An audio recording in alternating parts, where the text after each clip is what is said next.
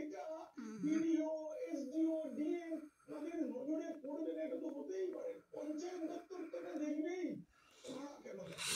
এই যে কেন্দ্রের সঙ্গে রাজ্যের একটা না এই নিয়ে বাদানুবাদ চলে, কিন্তু সেই বাদানুবাদ চললেও ভোগান্তিটা কার? পশ্চিমবঙ্গবাসী। কারণ মনে রাখতে হবে, পশ্চিমবঙ্গে যত বেশি বিদেশি বাস হবে তত বেশি এই রাজ্যের বাসিন্দাদের প্রাপ্য। পশ্চিমবঙ্গের সাথে বাংলাদেশের যে সীমান্ত তার প্রায় 250 কিলোমিটার জায়গায় মানে সীমান্তে ফেন্সিং লাগানো সম্ভব নয়। এই জায়গাগুলো নদী, নালা, জঙ্গল এসব রয়েছে, এর মধ্যে দিয়ে কোনখান দিয়ে যে বেড়া করা হবে সেটা সম্ভব নয়।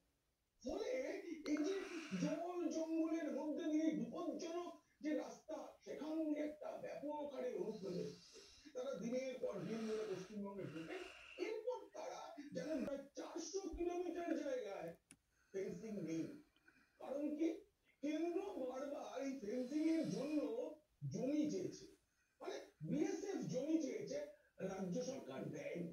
এই অভিযোগটা কিন্তু নতুন কিছু না। অবশেষে কিছুদিন আগে রাজ্য মন্ত্রিসভা ঠিক করেছে যে নদিয়ার করিমপুরে 0.9 একর জমি বিএসএফ কে দেওয়া হবে।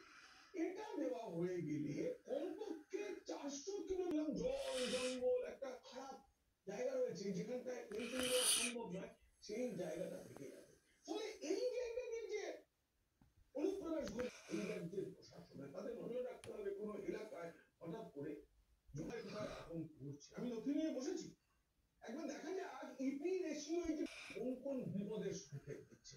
তথ্য বলছে 2002 সালে তার সংখ্যা ছিল 4.58 কোটি। 2011 সালে যখন